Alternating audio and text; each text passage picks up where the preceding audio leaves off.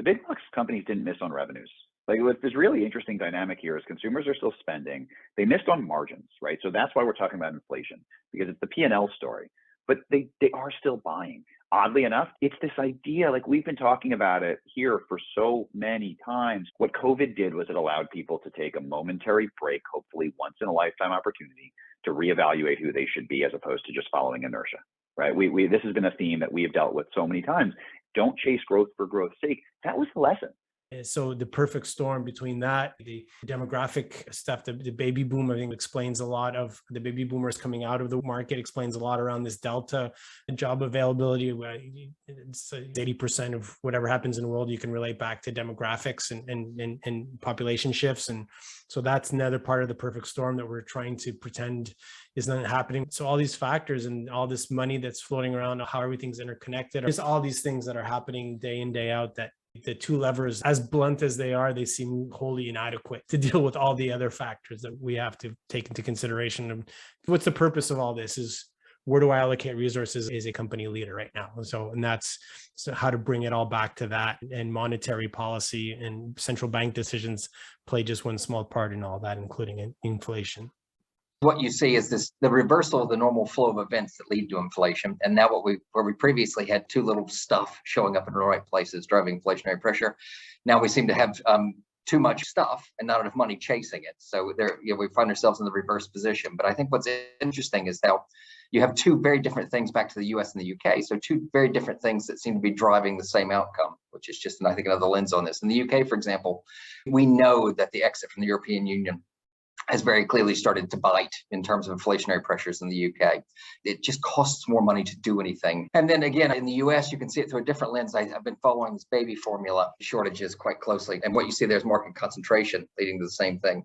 So again, it probably points ultimately to the same underlying issue, which is that you have to look at the state-backed decisions and what they do that shape economic outcomes, but also how you can have two very different, wildly different starting points leading ultimately to the same output, which I think brings me to the real point I wanted to make, which was when you come down to it, it's funny because inflation's generally met with a drive by central banks to drive the economy into recession, right? So since the 70s, the answer has generally been cool things down by increasing unemployment, kill buying power, slow things down a bit. And it will be really quite interesting to see, is that the right route? Because it's such a blunt instrument.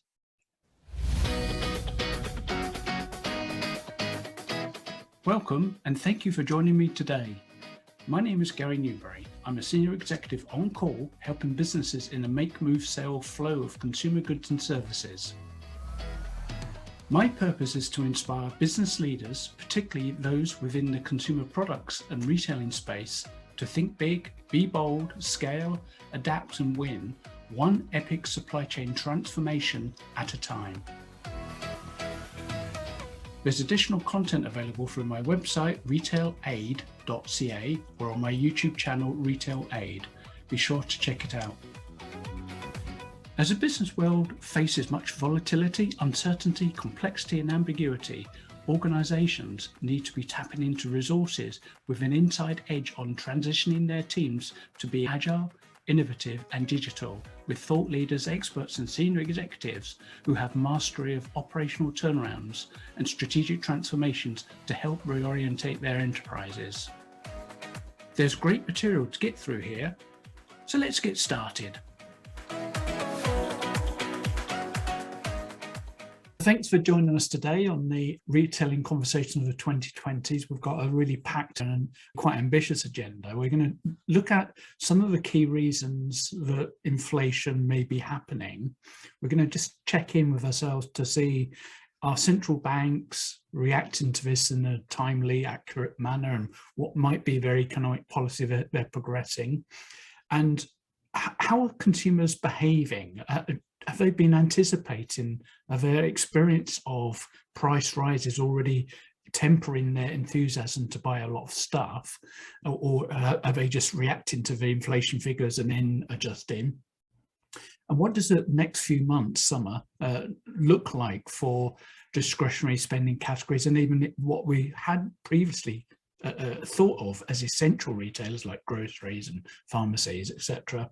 And then finally, if we get to it, if you were planning in 2021 with a growing economy, restrictions being set aside, getting back to normal, and we put a plan together for 2022, I think that by now we might be having another look at that. And what might we be having to rethink about our intentions to obviously be profitable and still build our brand? So I'm going to hand over to my inner Scott Galloway with Carl Boutet. So off you go, Carl. To be thought of as the outer Scott Galloway, but that's, listen, I was channeling, we kicked off this series by channeling my inner Chris Walton, so I guess I can be channeling pretty much any one of these thought leaders. Yeah, I mean, it's just such a complex, and inflation is interesting because it's sort of the central repository for all the phenomena that's been happening since the beginning of the pandemic acceleration, right? So it's supply chain related, it is geopolitical, it is government planning and central bank planning and monetary policy, and it's all these things sort of bundled into one manifestation that we're trying to better understand. And I think we're the same way we were all trying to become epidemiologists at the beginning of the COVID, we're now all trying to become economic forecasting experts and saying, the central bank got this wrong, the central bank got this right, they under, they over. I mean, it's really a tough place for, especially the C-level, the people that are that are making the final calls in these large businesses that have to anticipate and think about, okay, and then that extends into, is this going to be a recession? Is this going to be a depression? God forbid. But back to the inflation thing, I mean, the acceleration that we've seen is also going to manifest in the way we live through this inflationary pressures, meaning some people are going to accelerate positively through it, are going to use this as a plus to increase their top line. Their buying power is going to decrease, but their ability to still move forward is going to be fine, versus the have-nots, which are just going to fall further behind. And this can be the businesses that just don't have the treasure chest ready to take this on and pull forward, they just fall farther behind. And the same will unfortunately come to the consumer, who just doesn't have the reserves, as much as there was all this stimulus, and I'm sure we can talk more about that and how that is tied to the inflation. But the people that don't have the reserves, the story I've been telling recently is, I have a client who has a home furnishing business and always having troubles hiring delivery people. And now they increased the salary by like 30% to try to get delivery people to come in. And they're paying, quite well for the delivery people, well above minimum wage. And often they're being asked by these delivery people, to drop them off at the food bank at the end of the day to pick up, because they just can't make ends meet, even though they're well above minimum wage. So that's inflationary pressure. And it was shocking. I mean, this business owner thought they were doing really good to increase the salary and to attract, because they needed the delivery people. It's a hard place to hire right now. And that's another part of the inflationary equation is the whole great resignation thing. But when you're thinking you're doing well, you're paying your people well, and you're still being asked, can I get a ride to the food bank at the end of the workday? I mean, that hits home really hard. So that's why the tale of two realities, I think, is stronger and stronger as it relates to inflation. I think what's also interesting, and we talked about this last time, we started talking about it, at least I pretended to create this term of reverse inflation, because normally inflation starts at the cost and then trickles up. So whether it's cotton or whatever the input is, it goes up. And then that, to your point, the brands have to decide, the retailers, the companies, anyone has to decide, how much can I pass through to the customer to help me absorb that shock? And then ultimately the customer pays, right? CPI kicks in, inflation kicks in when the customer pays, not when the commodity goes up. This happened in reverse. So we've been talking about this for a long time now, where brands and retailers and companies raised price 2 years ago because they could, not because they had to. All of a sudden now, 2 years later, the cost has caught up. So you have this dynamic where a lot of companies historically, we'll look back at this and we'll say it's normal inflation, cost went up and prices went up and life did what it did, but that's not how it played. The way it went now is all these companies thinking, oh, my costs are going up, can I raise? Like, well, I already did that. So it's this interesting reverse situation. And I think that it bears digging into. We talked last year about this term called supply chain that Gary knew a lot about and then we had to learn about, and thinking through what does that mean? Well, supply chain constraints and inflation 2 years ago simply meant lower discounts and inventory control, right? We learned what the good and the bad meant. Right now, none of us have lived commercially through or at all through inflation. We don't know what it means, and it's funny. It's like I hear people think about inflation meaning recession. It's the opposite, right? Inflation means things are going too well, and then figuring out how to settle that down. Because to Carl's point, if it's too well for some, that becomes, right, everyone who has a house, it's worth a lot more. Anyone who doesn't, it becomes prohibitive. So I think there's that interesting dynamic of what does inflation actually mean? And the problem is more often than not, or if we're not careful, the solution to inflation is recession. So they're not synonymous. It's what follows. When you pop that housing bubble, all of a sudden, what are you left with? I think that's the danger, and I think that's where it's worth digging into to figure out, okay, what are the impacts from a corporate at an individual level?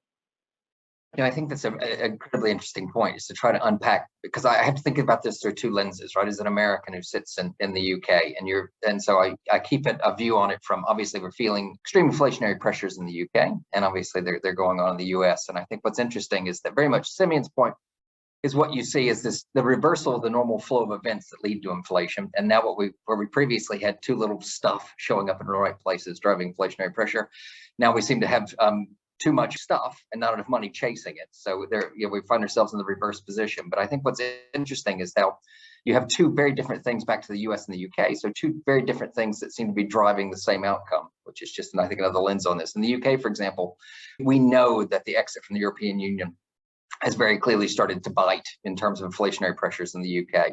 It just costs more money to do anything in terms of trading, getting things into the country, et cetera. And then again, in the US, you can see it through a different lens. I've been following this baby formula shortages quite closely because it's quite an interesting view on that. And what you see there is market concentration leading to the same thing.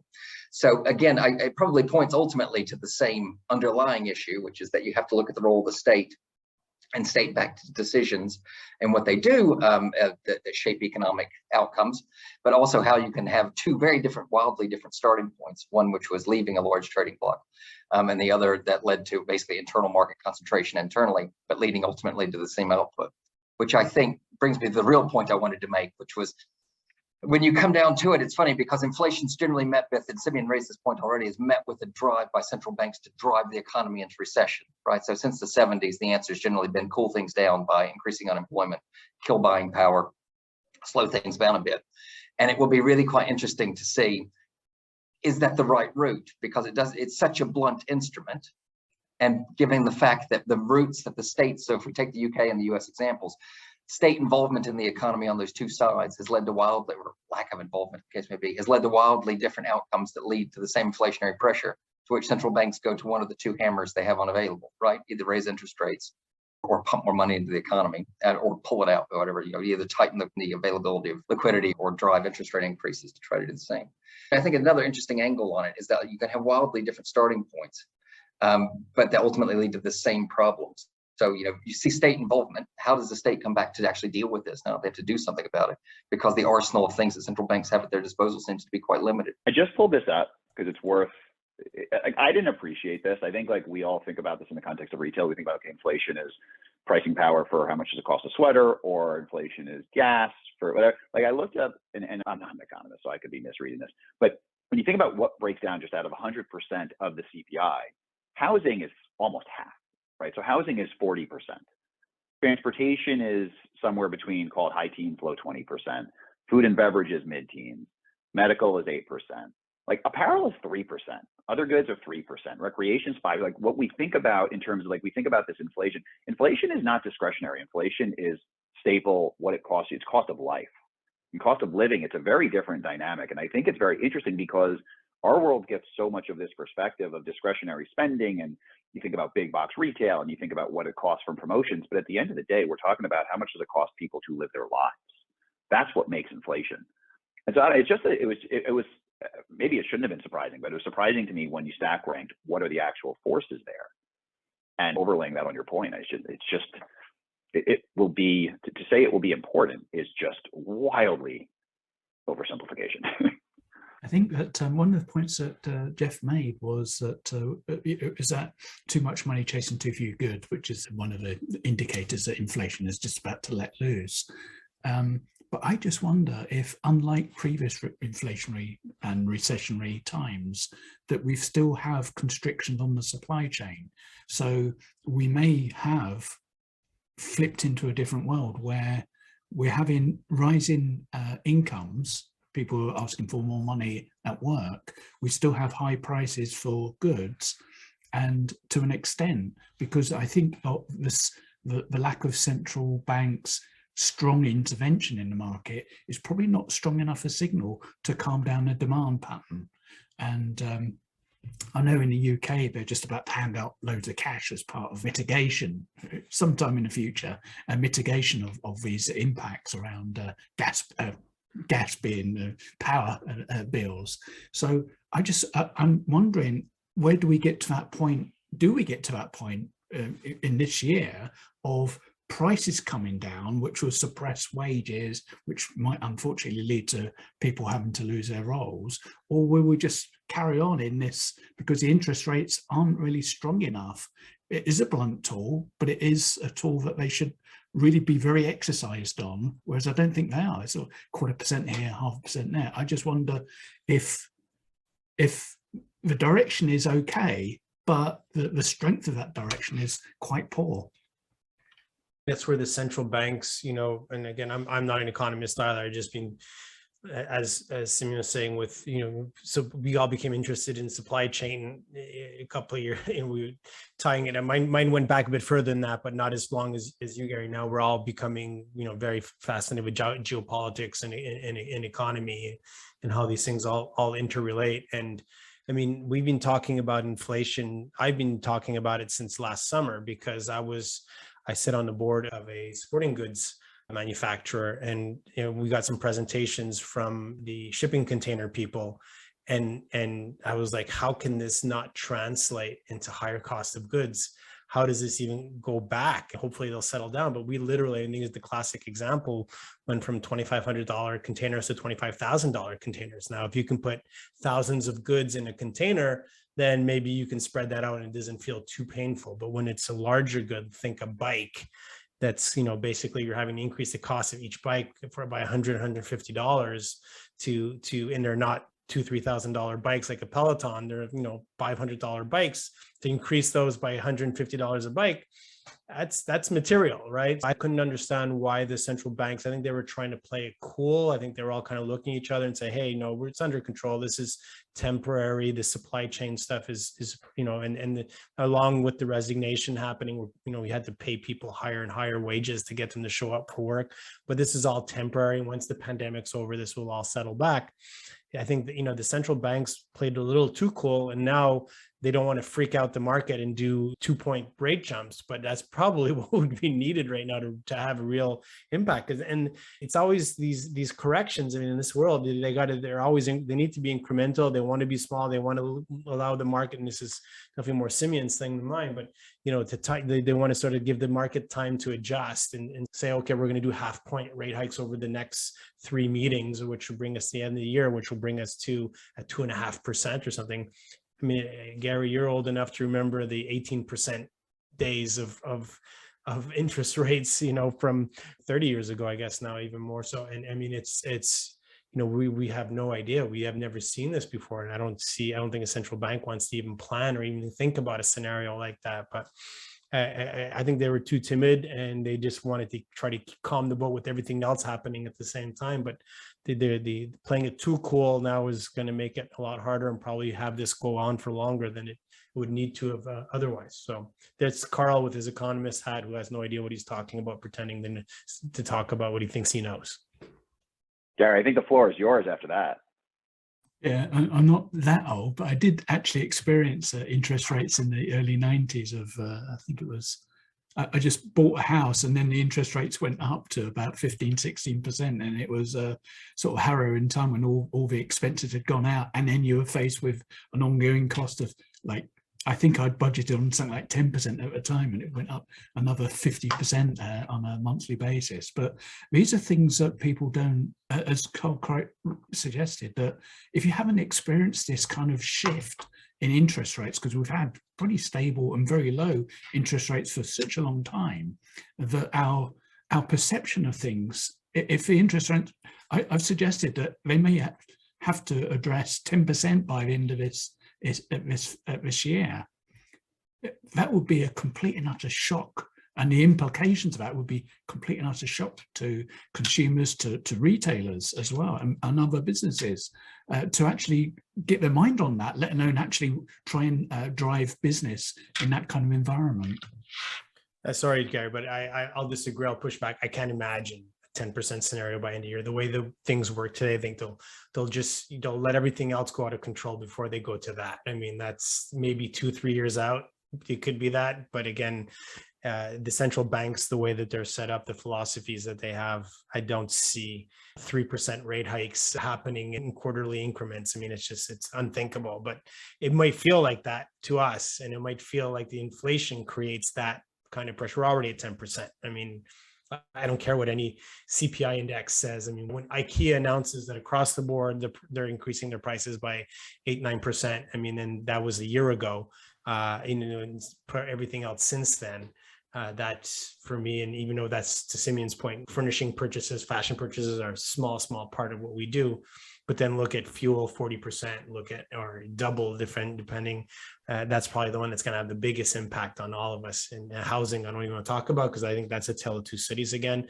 But it's just the energy cost increase, and we're fortunate in Canada, Gary, that we're managing it probably a lot better than our friend Jeff is in the UK right now. But that's the one that I'm the most worried about. But forget about 10% interest rate by the end of the year. It's not going to happen. I don't want to scare anybody, but that might be the correct. No, well, it could be worthwhile to scare them. I'm just saying it won't happen. But something you both said was really interesting there. Just a quick point that I hadn't thought about, and maybe this is me in ignorance, but how many people? So to Carl, maybe like we can hop the tale of two halves for a second and say how many people took an arm out on their mortgage in the last 5, 7, 10 years, and all of a sudden are about to be readjusted to a rate that they hadn't. But right, like I'm thinking here, if you have a house, it's worth more. That's great. But plenty of people over the last decade have, I mean, the approach has been take a low rate now, I'll deal with it later. It'll probably refi it downward, not upward. There might be an interesting dynamic there as well, where you have this rude awakening where all of a sudden that adjustment becomes pretty painful. But if you actually are fortunate enough to own a house, I think it'll still be manageable. You'll still have that asset. The one I'm more worried about, and I'm curious to get Jeff's input on this too, because something that channeling my outer Galloway, he just did a really good article in New Yorker around is the whole debt crisis around buy now, pay later. Those are the people I'm worried about, because they don't actually have it. That credit is not built off of an asset. It's that debt is not off of a tangible asset. And that I was concerned about that to begin with. I didn't realize to what point. I mean, if his math is right and the numbers that you're showing, I mean, this could be a housing bubble that crashes like we had in 2008 is one thing. Having a credit bubble that crashes because people buying too much at Abercrombie and Fitch, that's a lot more worrisome to me than the housing one. But they might be interrelated too. It's just a weird one, I think, because I think within living memory, it's not something that any of us have experienced, that most people haven't experienced. So if you look at it from the policymaker perspective, right? So the vast majority, other than Gary. Oh yeah, clearly other than Gary, certainly. But I think, if you look at it from a policymaker perspective, policymakers, those that were finishing, so work in central banks, finishing PhDs, probably had professors who had experienced stagflation of the 70s through the early 80s. And that, left an indelible mark on things. And then we had cheap money for past 15 years, where it's been incredibly low interest rates, which has been an alternative model. So it's a weird one, because I think what keeps knocking around in my head is that classic poli-sci paper, The Science of Muddling Through. And so I think what we've seen is that you have look at it from a policymaking perspective. Policymakers have a very sort of demographic view of the world, where professors who had experienced a particular set of circumstances, which was high unemployment, high inflation, high interest rates, et cetera, where then they followed through saying, don't let that happen again. So they created an environment where effectively it was the steady hand on the tiller, the cheap money to come through, et cetera, which has served us all pretty well. What's interesting, I think, when you see coming out of it now is that we find ourselves, I mean, again, I'll play American now. If you look at the United States environment, you have incredibly low unemployment. I mean, unheard of unemployment, right? Where you have more vacancies than you have people to fill them for the first time, at least in my knowledge that I've known of that, which is unheard of. You know, you've got an environment of very low interest rates, and the economy continues to do pretty well, all things considered, despite, you know, ongoing inflation. And so it's a really tricky one in that respect. And that's why I come back to the earlier point of saying, if I'm a policymaker, I basically have, I'm a central bank, I have two levers, right? And I don't really know, and they're both pretty blunt. And so what do you do with that? And then I think when you, and Simeon made the really good point, if you look at what actually comprises the inflationary pressure that's coming through, you know, housing is always a lag. You know, we've known for at least a decade that we aren't building enough in anywhere that's developed, right? That's an ongoing thing. But I think if you look at, obviously, the Russian invasion, you know, the energy press, we do live in a world now where there's bigger levers to pull on that. You know, in North America, you effectively do have energy independence, that you have that available to you. And you can see Europe scrambling to settle that out. So this is what I get, where I personally, and again, my PhD's in sociology. So if there's anybody probably less competent to comment on economics, I'm sure every economist would tell me I'm wholly incompetent in that space, but I'm going to do it anyway. So what I fear when I see the two hammers, you know, that you have available to you, is that it's an environment that we really don't understand because we've not experienced a set of circumstances before. You know, normally things tend to move in tandem in a way that they haven't moved in this particular circumstance, because it's being driven by something which is real big geopolitical pressure, which we can see it there, or although there's a lag, there's an opportunity for things to potentially improve with that. You know, I saw in the news today, the classic, you know, please OPEC increase production so that we can try to offset things.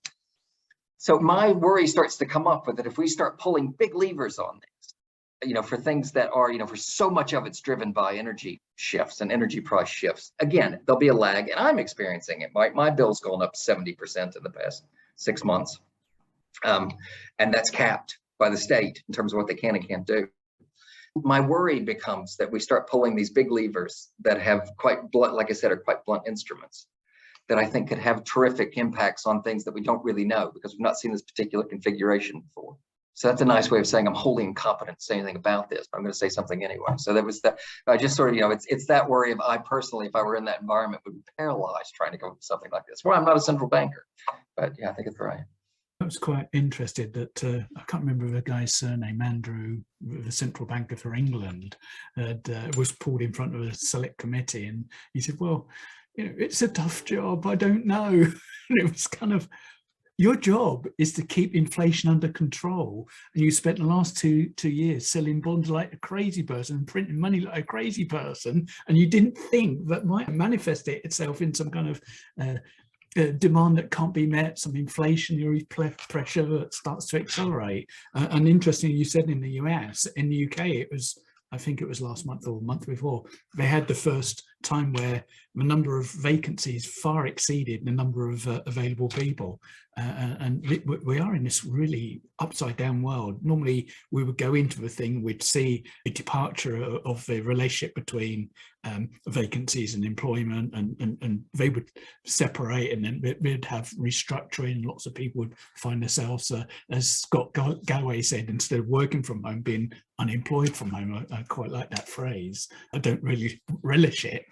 But we're still in this in-between world, and it must be tough for central bankers. And the tools are quite blunt, but sometimes the bluntest of tools can actually send a very clear message through to the market and inform businesses what might happen next with more certainty, because we've lived for the last 2 or 3 years in increasing levels of uncertainty. The uncertainty doesn't get any better, it just gets worse.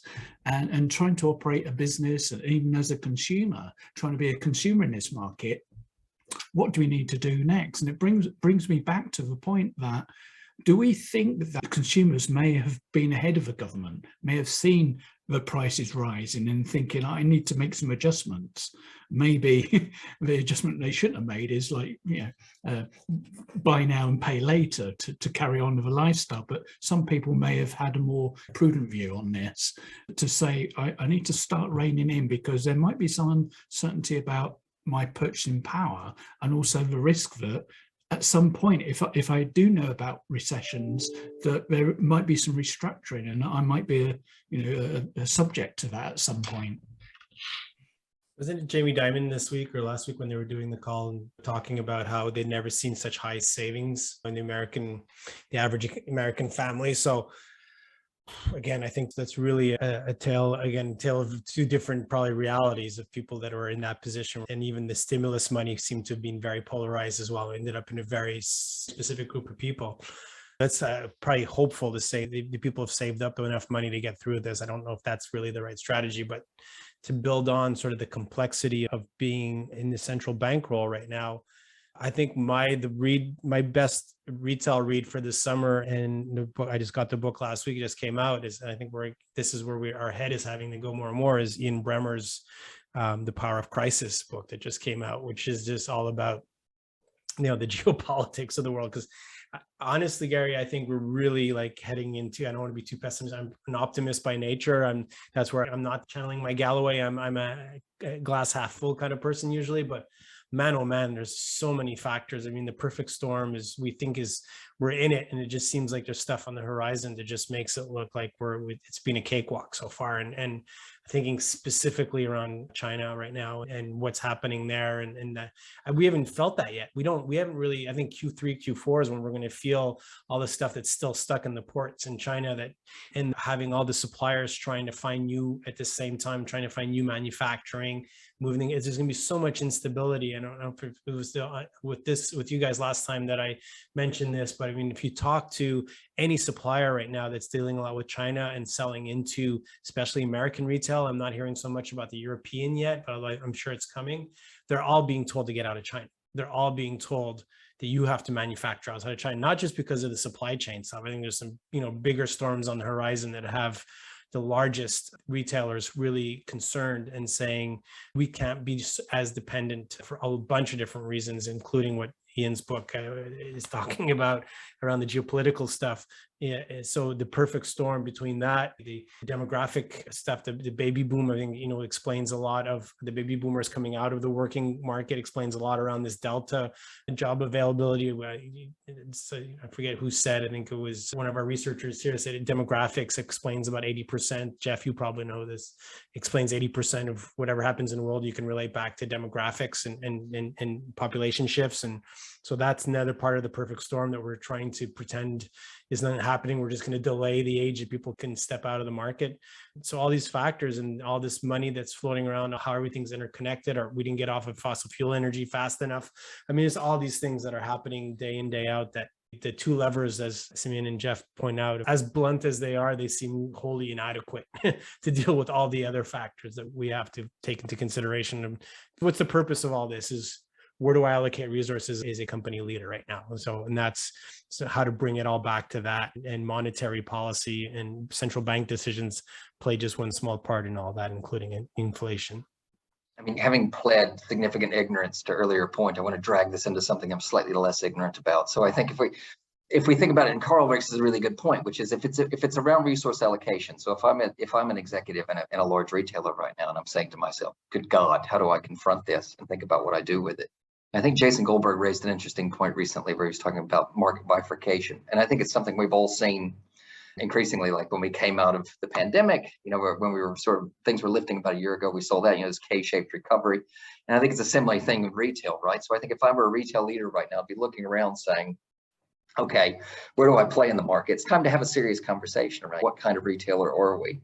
Where do we play? And it was the Simeon's point the last time we spoke around, that relationship with who your consumer is. And so by being able to understand that relationship, to understand where you play, where you're positioned in the market, because I think if anything, one thing that we will see in retail is probably a stronger bifurcation of the market, right? So those that are at the top are generally recession proof, because there's always enough money sloshing around, and wealthy people aren't generally as sensitive to it. And then those that are doing really well at the bottom, I saw Costco's latest results, absolutely stunning, just an absolutely stunning set of results. So I know we were all very focused on Walmart and Target and the battering that they took, but Costco going to show, and even Dick's, going to show that large box retailers that work in that space that do these things, it's about, getting the offer right, knowing who your consumer is, making sure you're meeting those consumer needs and doing it in a clear, consistent way over and over and over again. I think, to my mind, if there's any lesson that comes out of this, it seems to be because we are moving into the season where everybody starts to look at the plan for next year, and it'll be that case of saying, okay, where do I position? And I think it's the time to have a hard honest look. Where do we play in the market? Because if you're finding yourself in that middle, Steve Dennis is sort of broadly undifferentiated middle, I would be quite frightened right now, because things are going to only get really bad for you as a retailer, because we can see there's a real drive there. And, particularly those towards the bottom, I think it's a good opportunity to reflect, if you do serve that segment of the market, to reflect on, okay, how should I be positioning myself against the basis of, what this unknown looks like? Start looking across the scenarios, things getting very bad, or things sort of it just being a bumpy ride, or things being more or less as they are. I just think that's the big lesson. If I were a retail leader right now, that's the big lesson that I would be taking, which is, are we placed where, because there's always that thing, I think, when you're an exec in any company, there's that gap between where you'd like to see yourself and where you really are. And it's that time to having a chat to really bottom out, okay, this is where we are, and then planning against that accordingly. Not surprisingly, so much of what Jeff just said is so powerful. And that last point, I think, is just so important. So you just mentioned some of the successful stories, and you also alluded to the big box. The big box companies didn't miss on revenues. This really interesting dynamic here is consumers are still spending. They missed on margins, right? So that's why we're talking about inflation, because it's the P&L story.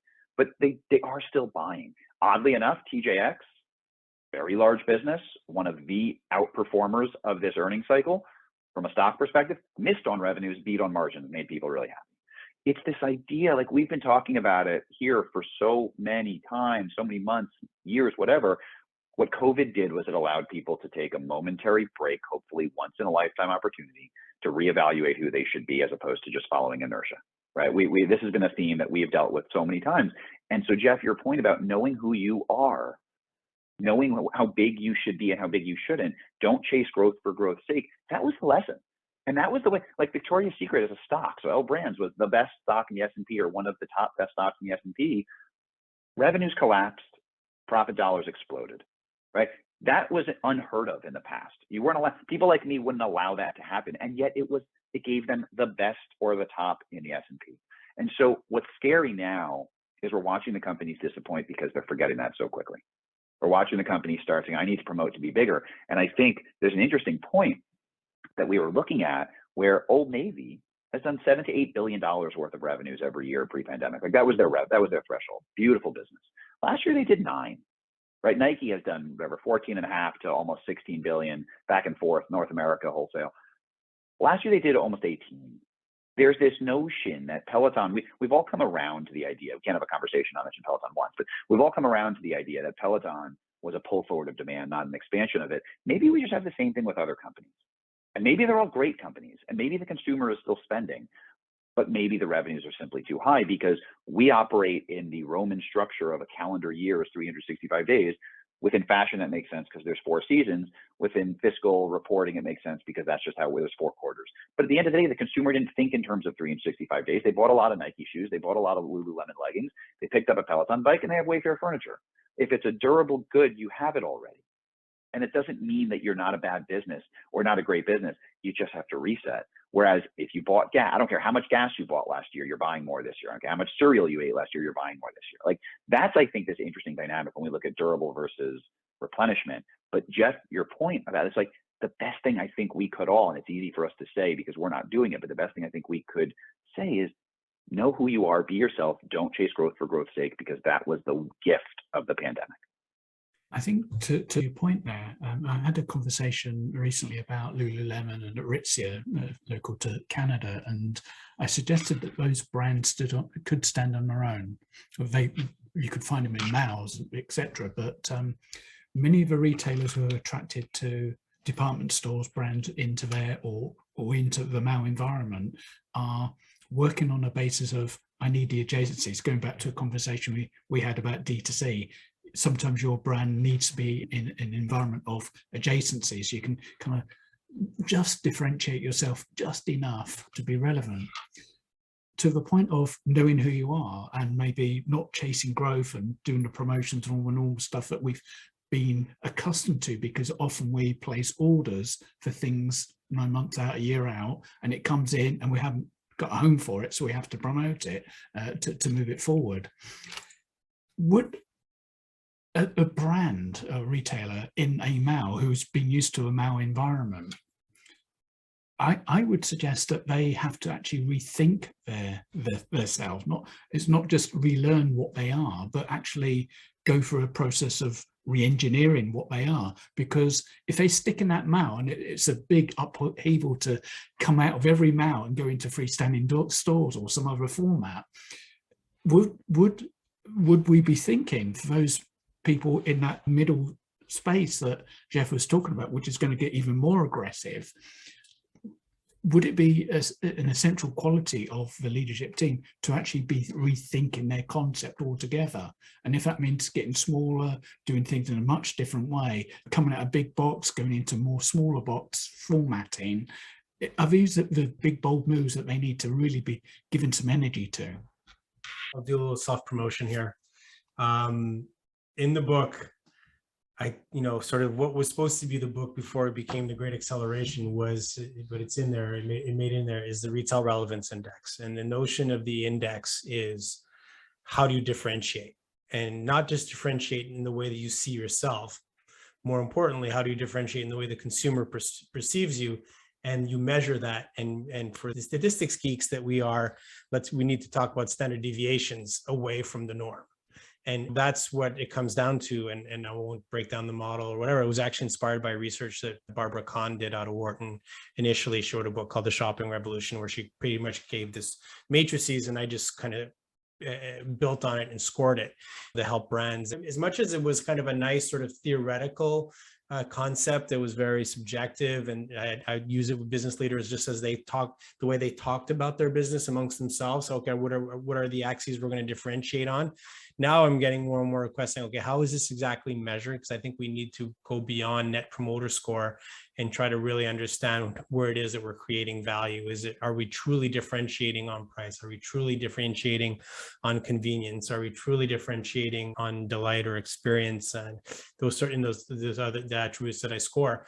And I hope, not just for self-promotion purposes, I think for the actual, it's called the Retail Relevance Index, for the players to remain relevant and get out of that mound or that middle.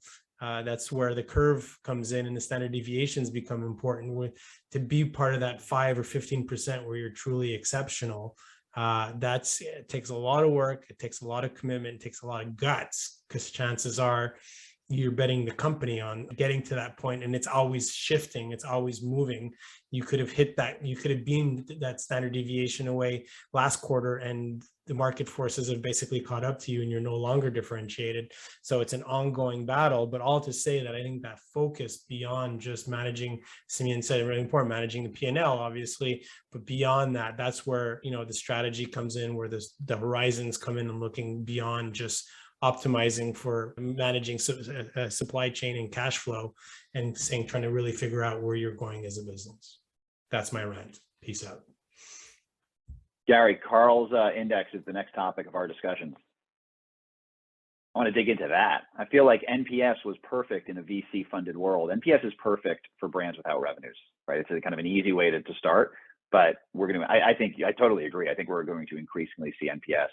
It's still a contrarian comment, but I think we're going to start seeing NPS take a increasingly back seat to the conversations. Let's get Richard Hammond on from the Uncrowd guys. We'll have a chat around the relative attractiveness stuff that they do. Because I'm with you completely, and I think to your earlier point, Carl, and what you were saying as well, Gary, around should this be an opportunity to reflect. I want to be an optimist too. I tend more towards pessimism. My real hope in the pandemic writ large was that it was an opportunity because companies were broadly unshackled, because it was unprecedented. You were unshackled and you were free to do some stuff. And a lot of things you were forced to do some things because you couldn't operate the way you had, but also it was a chance that things were thrown a little in the air to try things out. I'm still hopeful for that. One of the big things I think we've seen in retail is that, at least in the UK, a lot of the huge but never particularly profitable fast fashion brands have taken an absolute beating recently, and revenues are down. And they're struggling across the board. I don't wish bad things on any company by a long shot, but my hope is that as an industry, it's an opportunity to reflect: could there be a different way of organizing and delivering that? Using the constraints to think about the constraints that will come with inflation and the upheaval even in the economic environment, my hope is that, yeah, companies should be using this as an opportunity to rethink things. And I think collectively it's a chance to say, again, is this a good thing we're doing? And is it how we want to behave, who we want to be, how we want to carry on? And I think there's a great opportunity for reflection. I think the biggest problem realistically, though, and this is where I'll veer back into pessimism, is that the reality of running a business and having to manage the P&L and having to sit on earnings calls with people like Simeon is that there's an expectation that you're following the things that deliver now and next quarter. And that doesn't leave an awful lot of time generally to think about that. So I think it's an uncomfortable balance, but I think it's one worth trying to make. I think you're right, Jeff. I think that those quarterly calls have to be reorganized. And if you think about Amazon, I can't imagine the financial analysts get an easy time on those calls, because Jeff Bezos and the team will just tell them what it is and get on with it. Whereas most retailers and other businesses arrive at those on the back foot. They need to show certain figures and certain perspectives, and they don't actually give themselves mental capacity because of that process to actually do that big bold thinking, because of that, I need to get return in the next couple of months, and I've got to go in front of these great analysts like Simeon to say, well, I didn't quite get it right. If you look at the profit and loss account, sorry, Simeon. Yeah, I don't know. This one we agreed this was going to be a let's knock Wall Street earnings calls conversation here. Like, let's talk about the retail relevance. That's every call. Wait, Jeff, what's your PhD in, Jeff? I'm sorry, you're breaking up, Simeon. I can't hear you. Right. It's like you said the whole thing just went fuzzy there for a minute.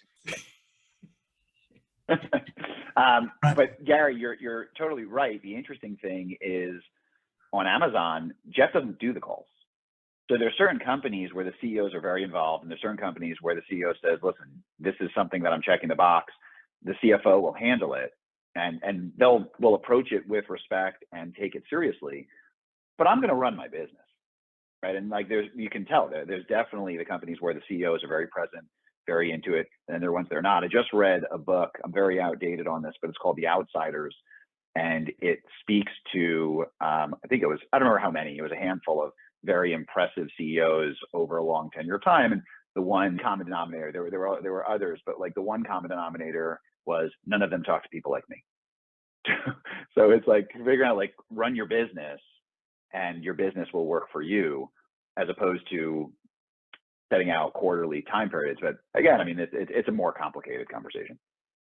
I want to finish on one point, because I'm aware that our conversation it probably needs another few episodes to work through all the big issues we brought forward. But me and Carl actually met up with some other guys in Canada to talk about, as we broke into restrictions, the 3 stages of which organizations will be going through. The first one was just do it, which is get those shelves full, get trucks out on the road, get that e-commerce platform up and running, get it done. But alongside that, in parallel, to actually find some clever people to actually complete all these massive transformational programs that never quite got there. Pick the ones that can get us there and build the capabilities for the future. And then as we come out of restrictions, which we thought might be 2 or 3 months, to actually dump the old and bring in the new and revise those capabilities. We've had 2 years, and I think we're still stuck in just do it mode. We need to take this opportunity to pivot over to, for want of a better word, into this new way of thinking. So I'd like to thank you all for your excellent contributions and taking me all over the place and giving me lots to think about myself. So that's Simeon Siegel, Carl Boutet, Jeff Roberts, and myself, Gary Newbury, signing off for now. We'll be back soon. Thank you, everybody. Thank you for listening today. I hope the information has been valuable for you and your team. You can connect with me via the website retail.ca and go to the contact page, or via LinkedIn by typing linkedin.com/in/last-mile. Look forward to hearing from you and playing an active part with your supply chain and your business's transformation as you start to act boldly, think big, scale, adapt, and win.